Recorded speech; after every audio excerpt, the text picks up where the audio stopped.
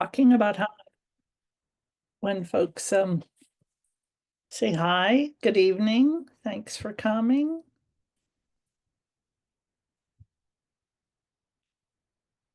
Just give it a few seconds here because you're coming from your break over to our room. I hope it was a wonderful talk. I know Julie Nicholson, she's a wonderful presenter. She used to work for West Ed that I work for, so it's a small world, right? Okay. We have 51. Should I kick in or wait another? Go ahead. I think you're good to get started. All right. Well, welcome everyone. I am going to share my PowerPoint on the screen. Just one moment, and then we'll jump right in because 45 minutes goes very quickly, as I was saying to Olivia. So let's see if I can do this right. Oh, sorry, one moment. I'm gonna, okay. Now I'm gonna share. And I want to share up top number 2, I think. Can you see my PowerPoint versus my notes? Yay, always happy when that works out. Okay, welcome everyone. That was the most terrifying thing I had to do. So it's all good from here on. Look at all those thumbs up, fabulous. Um, Good evening. I think most of you, well, I don't know that we're all in California, but in my world, it's 7:12. So we'll jump right in. I think most of us are in California. The session that I'm leading with you this evening is called The Powerful Role of Play with Infants and Toddlers. My name's Tracy Johnson, and I work for West Ed. Some of you may have heard of us. We're a growing agency all over the country, but the project I work on specifically as a West Ed employee is the Program for Infant Toddler Care, or PITC. If you've been in the infant toddler world, you hopefully have heard of us because we are an agency that is here to support you in your work in caring with infants and toddlers. And we provide training and courses and all kinds of things. And I'll talk about our resources for you near the end of the presentation. So I'm going to jump in. I'll give you my contact information at the end of the presentation. I'd love to hear from you. I will just admit and confess that this is not the highest interaction that I typically do, but you can comment and chat. Because it's such a short session and we have a lot of material to cover, I probably won't pause to read or address your comments in chat, but you're welcome to make them. So with that being said, we'll jump on in here. I added the leaves because it is fall and they are everywhere, and I'm loving the fall leaves. So the outcomes, or my hopes and dreams for our 45 minutes together, are the following learning outcomes. One is I'm hoping to share with you and make you familiar with a wonderful resource publication that California Department of Education has put out called The Powerful Role of Play in Early Education. We'll add a link to where you can download the publication for free at the end of this session. So that's one of the hopeful outcomes. It's a fabulous resource that I think some people don't know about. So that'll be what we start with. Then I'm going to share with you some of the research on the benefits of play. And after that, near the end part of the session, we'll dive a little bit more into how to consider play opportunities and environmental elements, including materials, when you are planning for play opportunities with infants and toddlers in particular.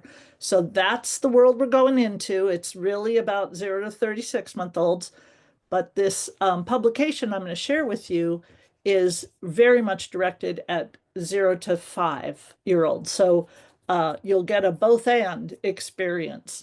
I want to just start off by reminding you, because I'm going to assume you all know this already, that children are born hardwired to play.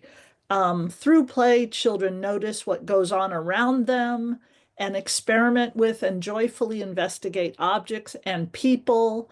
Play is essential for young children's learning. Yet, despite this, I'm worried, and I think you should be too. Play is disappearing from childhood and also becoming harder to see and experience in our early care and education settings.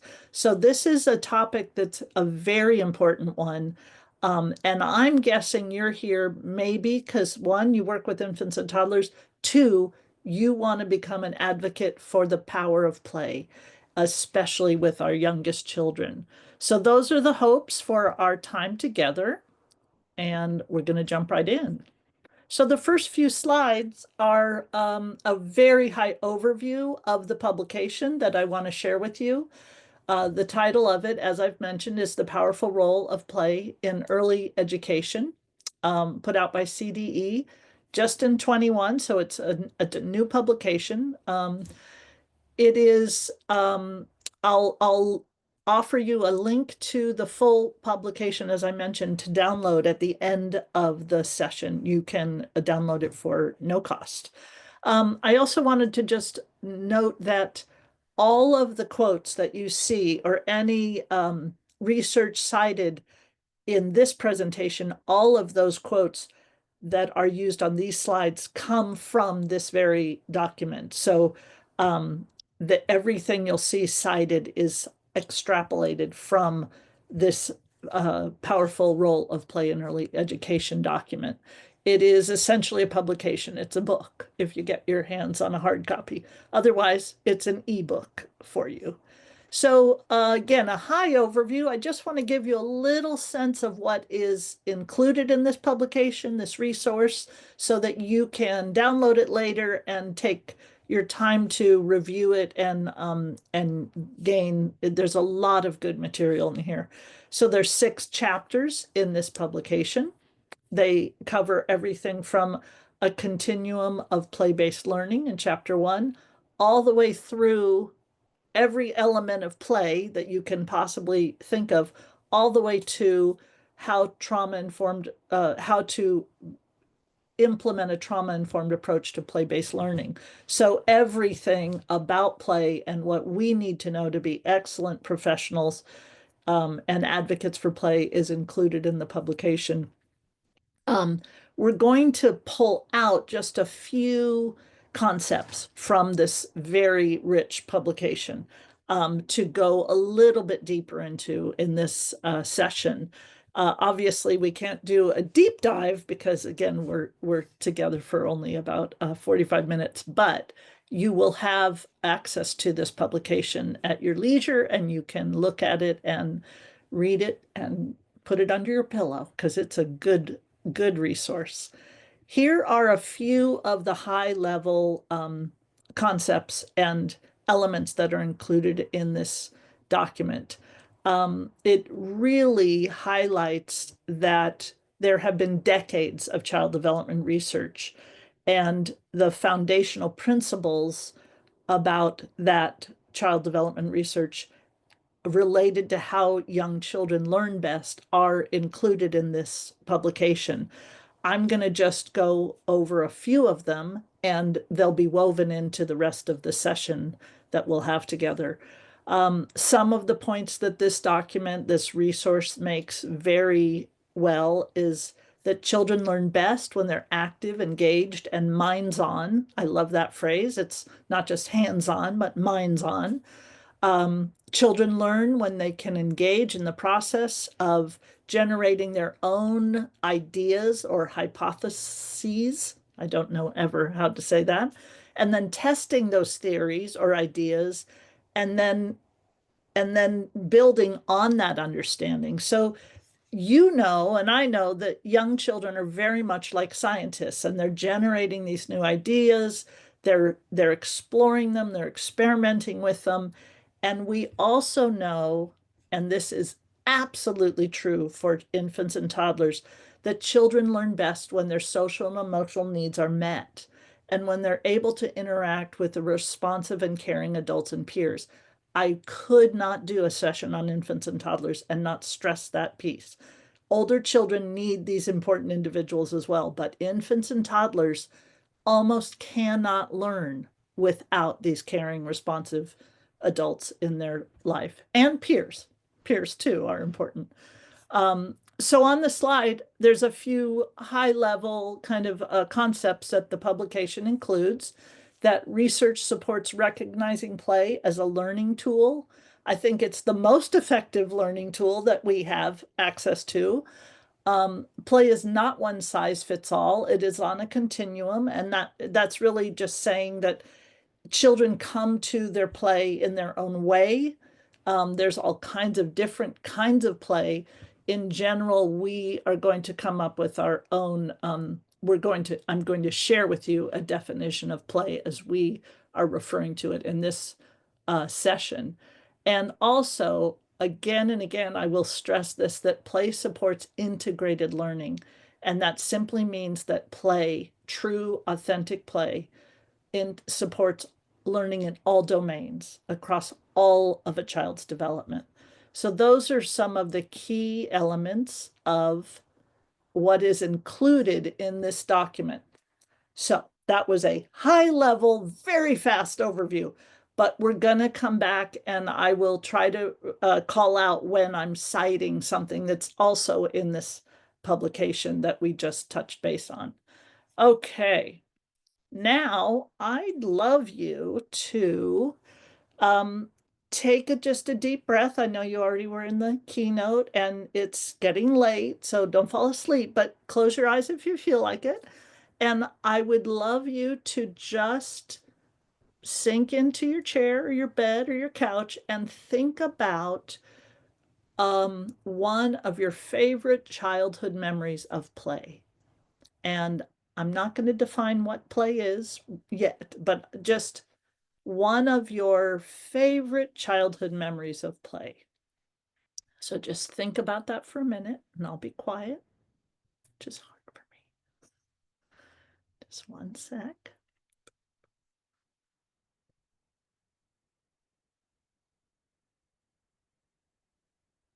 Okay.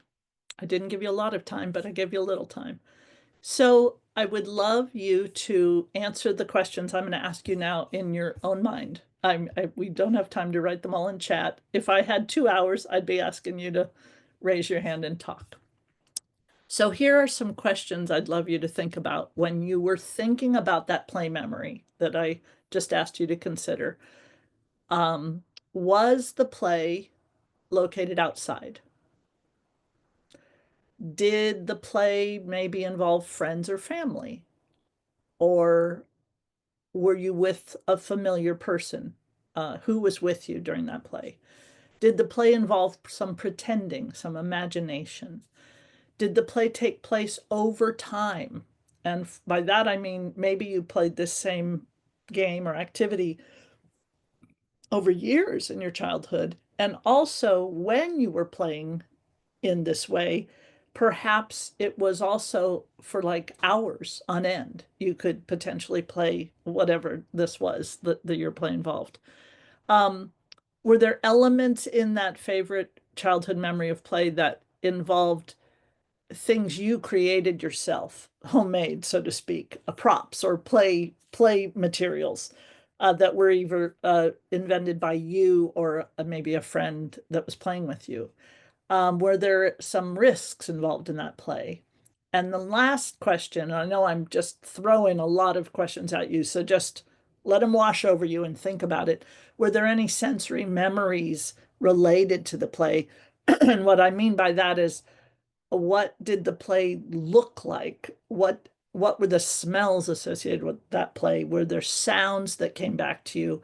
And even, and again, we're talking about infants and toddlers in the session, what did the play taste like? Because sometimes play has a taste. And then finally, what feelings did you associate with this memory when it was kind of washing over you? So I throw all those questions at you because there's a commonality to our childhood memories of play.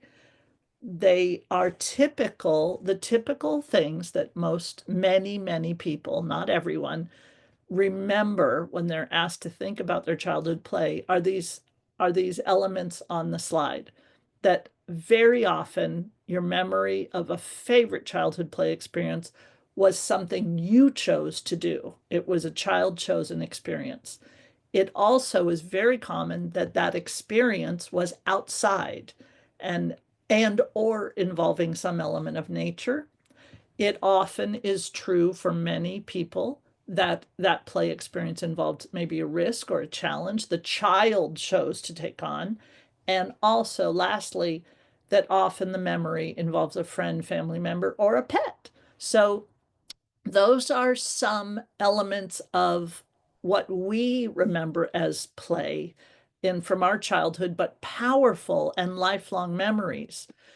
So knowing that, I'm going to now shift a little bit more into just a high level, again, highlight of some of the research that tells us how children learn, which is also linked to our topic of how they learn best when they're engaged in play. So, and some of these things may feel repetitive, but I'm just going to keep hitting on a couple points here because they are the important points. So these 5 principles come from the publication that we introduced at the very beginning of the session. And the 5 principles of that research tells us about how children learn are on the slide. I will read them quickly for you. Children are active learners, opposite of being passive learners. Children learn best when their social and emotional needs are met and they are surrounded by responsive adults. We mentioned that earlier. Children learn best when new information is presented in a meaningful context. And for very young children, that is very important that it can't be something they don't have that doesn't mean anything to them. It has to be relevant to being an infant or a toddler in the context of perhaps my family. The process of learning is as important as the outcome of learning for young children. They are not about the outcomes. That's our word. That's an adult construct. Children are not about the outcomes. They are about the doing of the thing, the doing of the learning. And as always, we need to remember all children have diverse needs and different backgrounds that influence their learning. So those are some of the 5 principles that the publication outlines when we think about research and what we know about learning. And as I mentioned earlier, we need to be operating from a similar definition of what is play. So again, I'm taking most of this definition from the publication, The Powerful Role of Play. So what is play? Play is pleasurable and joyful. And these, you can think about these characteristics of what play is to take back to you with the children you care for. And when you're thinking about, oh, is this play that we're doing right now? You'll have a little bit of a definition to compare things to. So play is always pleasurable and joyful. Doesn't mean that a child's jumping around and screaming and smiling constantly. You can be very joyful and also have a pretty low key expression on your face. But it is always pleasurable and joyful to the child. It requires active engagement on the part of the child. It is the opposite of a passive activity. So that is a very key element of what play is. Play is voluntary and intrinsically motivated. That simply is a fancy way of saying that the child is doing this play activity because they chose to. They are not forced to do it. And also, they are internally motivated to play in this way. It is coming from them and them alone. They are not driven by any other factor. play is flexible and changing, and that is going to be something we pick up on when I share with you some potential play materials here in a few slides. Just going to check my time. Oh, I'm probably a little bit behind, so I'm going to keep speeding along here. So that's our agreed on definition of play. I'm going to talk now with you about a few of the benefits of play. And again, this is research based. If you came here tonight to become a stronger play advocate, I think you are going to want to know about this research and be able to speak to it when someone questions, why do you just let the infants and toddlers play? We have to defend children's right to play. And knowing the research on the benefits of play is one of the ways to defend that right and to understand how crucial it is to their learning. So here, and this is, I apologize, this is a big wordy slide, but I just wanted to get all of the domains of development into one slide. So I am unfortunately going to kind of read this to you. So again, a lot of these statements are supported by in the publication that we're reviewing tonight. So I'm just going to go through here. There are many domains of development. There are many areas of development. Play strengthens children's cognitive development, which everybody is always very worried about. Are they learning? Are they learning? But play is one of the primary ways that supports a child's cognitive development. It includes building language skills, problem solving, perspective taking, representational skills, memory, and creativity, as well as mathematical thinking. And I couldn't not say that because we're part of the early math forum tonight. So a lot of those concepts are embedded in good, rich play. Play also develops citizenship and beliefs about diversity, fairness, equity, and social justice. That's not really a domain of development we typically think about, but it does, in fact, add those elements to a child's knowledge and empathy for those kinds of parts of our world. Play strengthens children's social emotional development, including turn taking, collaboration, rule following, empathy, impulse control, and motivation. It helps them in their ability to express emotions and the development of self-regulation and executive functioning in young children, which becomes all important in our school years. It also has benefits of self-esteem and overall well-being. Then in our language and literacy development, play supports children, both who are monolingual and multilingual, because a lot of the research shows that when a child's deep in play, especially pretend play and dramatic play, they speak more, they're using richer vocabulary. So that is proven time and time again in the research. And then lastly, but not least, is play is a natural context for advancing children's physical development, including obviously muscle development, coordination, and in fact can be obesity prevention tool. So all of those domains of development are being supported when a child's engaged in really true rich play. So we will keep going. Um, a lot of what I'm sharing with you tonight and in the publication, The Powerful Role of Play, there is this concept that play or an experience must be meaningful to the young child. Well, that is even more important when you're considering infants and toddlers. So everything we provide for children must be meaningful to the child. And this is a quote from page 21. I'm not going to read it because I'm going to run out of time, but it's an important key element to think about that it's got to be meaningful to the child, not to the adult so much. So you can read more about that when you get your download. So a little bit about what are we talking about here? What kind of play? What do we call this kind of self-motivated play? It is called a couple different things. It's called child-directed play, child-initiated play. In the publication that we've been referring to, I believe they even use the term child determined play. It doesn't matter what you call it as long as you understand what we mean by it. So the elements of, I'm just going to call it child directed play for this evening. It's play that is, again, voluntary and intrinsically motivated. We've already heard that, but I'm saying it again. It is also play that centers on the child's inherent capacity, skills, and interests. So it's got to hit on all these points to be child-directed play. It is when children have the freedom and responsibility to be in charge of the meaning, direction, flow, and outcomes or learning goals associated with the play. So that is a tall order. It is requires us to be maybe more hands off than we might want to be, because child directed play means the child is in the driver's seat about the play, every element of the play that they're involved in. And that goes for infants and toddlers too.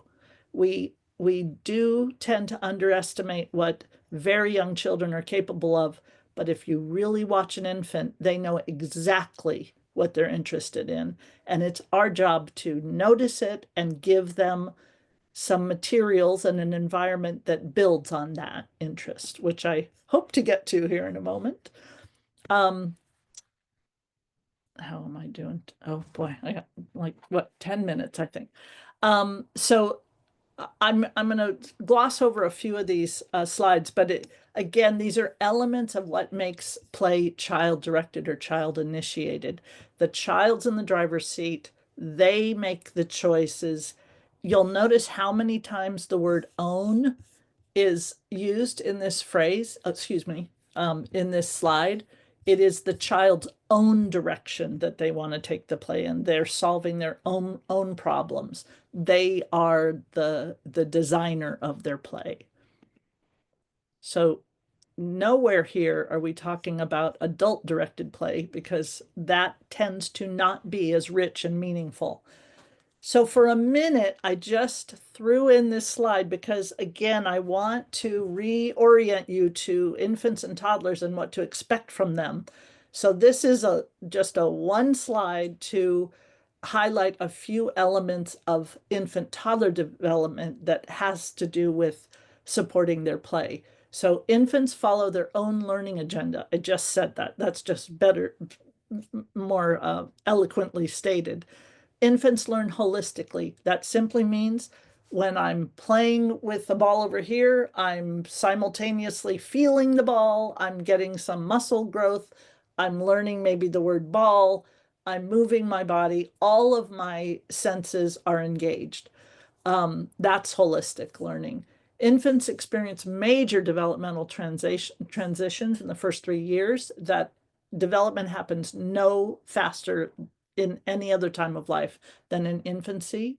And they're still trying to figure out who they are. They're getting their first sense of who they are. So we need to do right by them. And doing right by them has a lot to do with the materials we provide them and how we design our programs.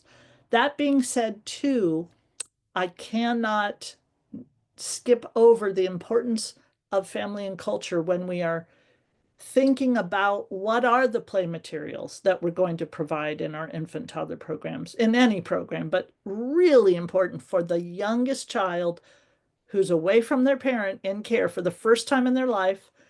How are we making sure that what we bring into our environment and offer as far as play materials and environment is family centered, is culturally sensitive, is reflecting the child's experience at home as best we can.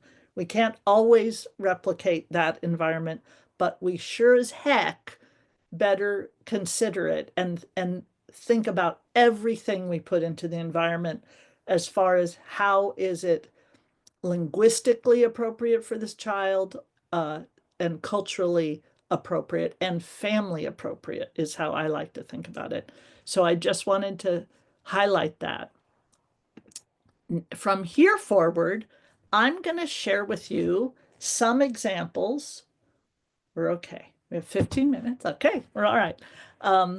some examples of some play materials that I hope you will think with me about and kind of, I don't know, for lack of a better word, kind of critique, evaluate. If we've learned what we think play is, our definition of play, if we also have reviewed a little bit about how children best learn, I'm going to share with you these images of some play materials. And again, we don't have time for everybody to chime in, but I really want you to think about, okay, do these match our criteria for rich, child-directed, developmentally appropriate play materials? So here we go. I've got about 5 or 6 slides of materials that I would love to share with you. So we'll see if I can pull it off. I'll give you a little descriptor of each image because you might not know what you're looking at. On the left, we have essentially an empty apple juice jar with some lids. They clearly are large enough to not be a choke hazard, and the hole on the top. So what you know about toddlers, and I'm guessing that a lot of you have toddler experience because you're here at this session tonight. What are they interested in? What do you know about toddlers? And by toddlers, I mean kind of 1 to 2 year olds, right? Up below a 3 year old. What do they like to do? And how would this play material satisfy their interests? Is it allowing them to choose how to use the material? So these are ongoing questions that I'm just going to ask you to think about when you see these images. Over here on the right, we have some lined cans, not sharp, safe lined cans with several scarves stuffed into the can. This is a very simple bit of play material, but again, how does that speak to what we know about toddlers in specific? Infants would play with this, but toddlers will really get into this. So I'm going to answer the question because that's what I'm going to do. On the left, this is a dump and fill activity, right? And toddlers are all about taking containers and putting things in them and then dumping them out, but not cleaning them up. So don't expect them to clean it up. I'm just being realistic. On the right, so it satisfies the dump and fill. On the right, something as simple as this satisfies that urge that they often have to pull. And again, empty a container, but in a different way. So you could have a bunch of scarves in this can, and they could satisfy that interest that many toddlers have for, again, taking things out and maybe putting them back in. So those are a couple examples. You could also use an empty tissue box, but that's a whole nother workshop. I'll go into that some other time.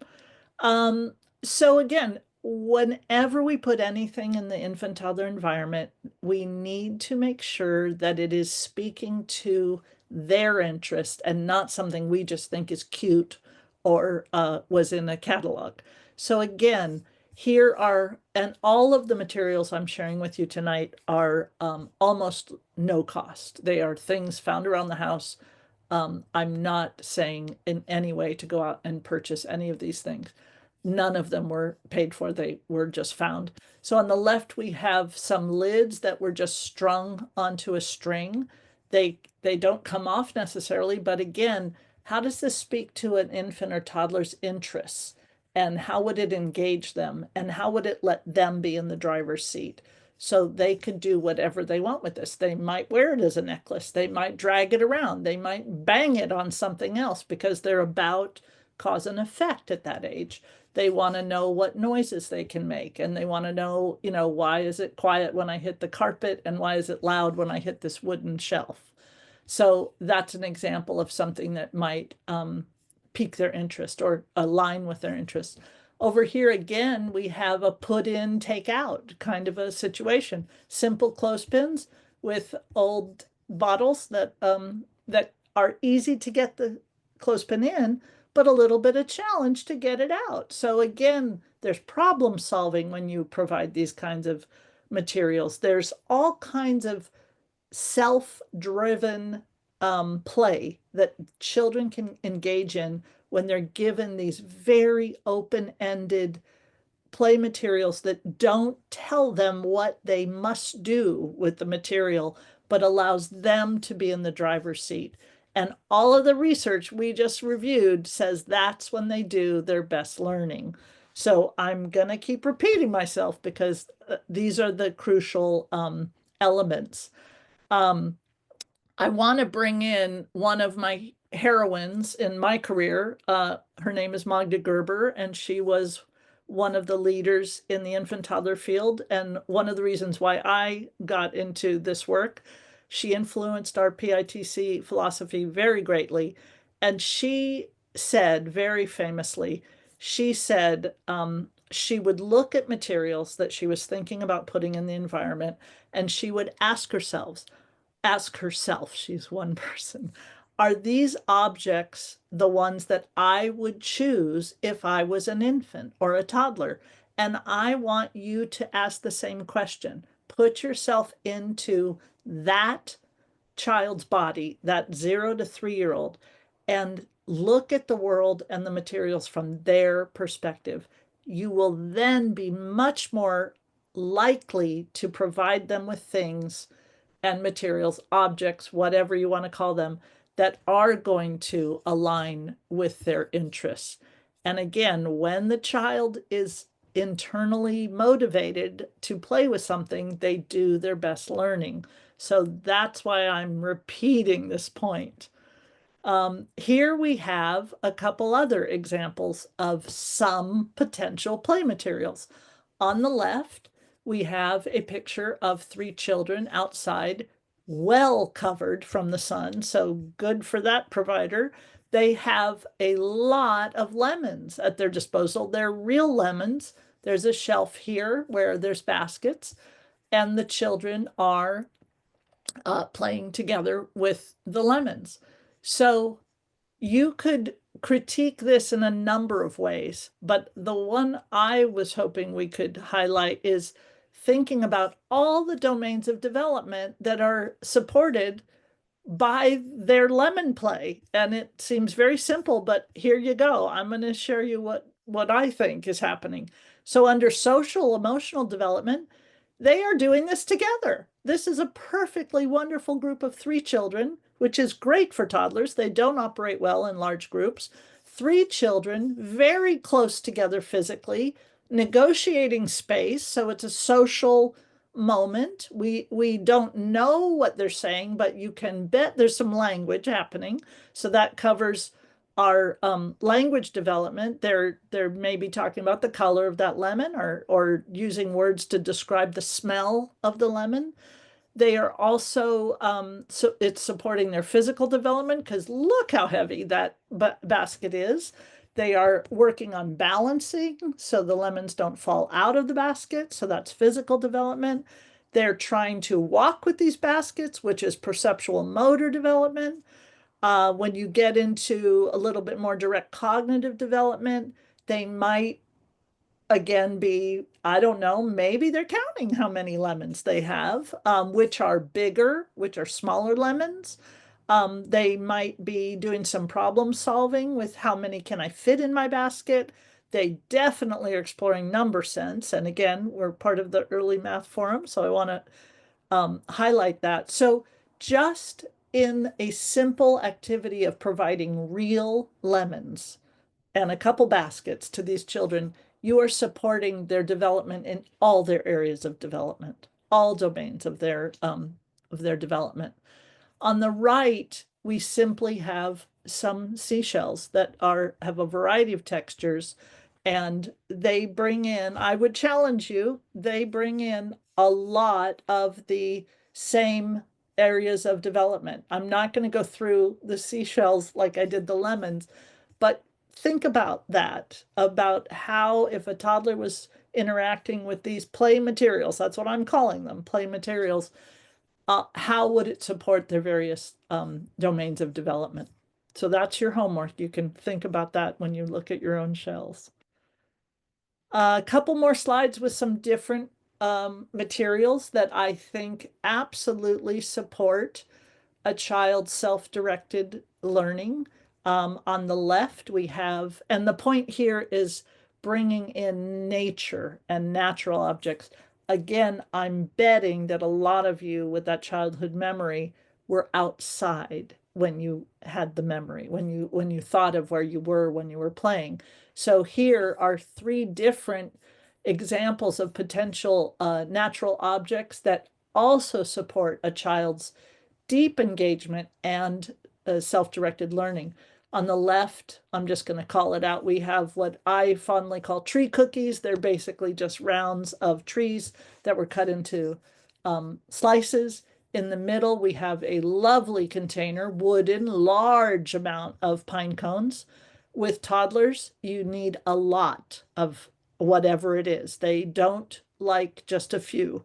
And because you offer enough, they will continue to be engaged in that thing.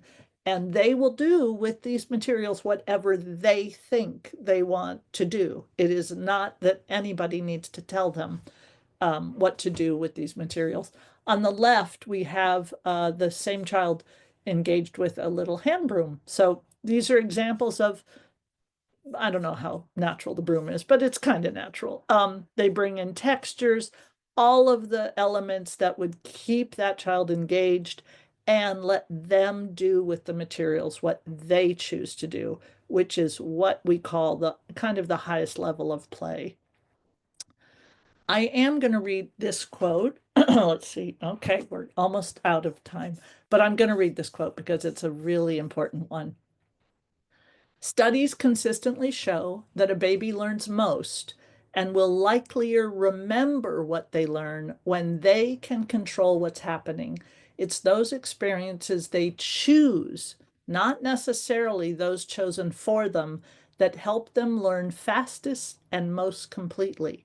So I'm not so caring about how fast they learn, but it's the depth of that learning. It's the learning that sticks with you because they have chosen what she has chosen what she's going to do with these balls. Nobody is saying, "Hey, Susie Q, pick it up and throw it to me." She's in charge of her playing, and that is the key element that I want you to remember from this session tonight. I'm going to close it out with one more image of, I am right, Olivia, right? I'm ended 7:55. Yeah. Yeah, Yep, I'm good. two Okay. more minutes. 2 more minutes. So one last slide. This is one of my favorite moments in my 40 years with toddlers. Simply provided them some old containers from a hospital. You have lots of people that go in the hospital. These little pink ones, they did everything under the sun. I visited this provider, and this play went on for about 2.5 hours. And these are 1.5-year-olds. So you want to talk about child-directed learning. We never told them what to do with these bins. They did everything with this bin. And we gave them enough to cooperate or not, or put it on their head, whatever it was. This was one of the best moments of directed learning I've ever observed. So I had to share that with you. This is the kind of play material I want you to go out and scrounge for. Don't buy anything, just look in your cabinets. So to close it up, I'm going to skip that one. I just wanted to highlight for you, and I think that Olivia is going to put a couple links in the chat. We have the link here to the full publication that I've been talking about tonight. You can download the PDF version. I don't know if it's actually available in hard copy, but I know you can download it. Also, right now, this link is not going to send you anywhere, but we do have a PITC webinar series on this same document. So if you would like to, they're archived and recorded, so you could watch those. And then PITC is my home. And if you want to come visit me or find out more about our resources, I would encourage you to go to pitc.org. You can reach me at my email or give me a call. We are here to support you. That's why we exist. We do training on site in Zoom. I run our online courses, And you are our people. You are our people, and we exist to support you in your quality delivery of care for the infants and toddlers in your programs. Last but not least, I like this quote, and I think it's in the publication again. The predominant emotions of play are interest and joy. And that comes from Peter Gray, who is a play researcher. How about that for a new career? You could be a play researcher. I think I'm going to sign up. I want to thank you so much for your time and energy and attention this evening. I raced through the material, but I hope you got something out of it. And please check out the publication because there's a lot of good material in the publication we've been talking about. All right, everyone. Thank you so much.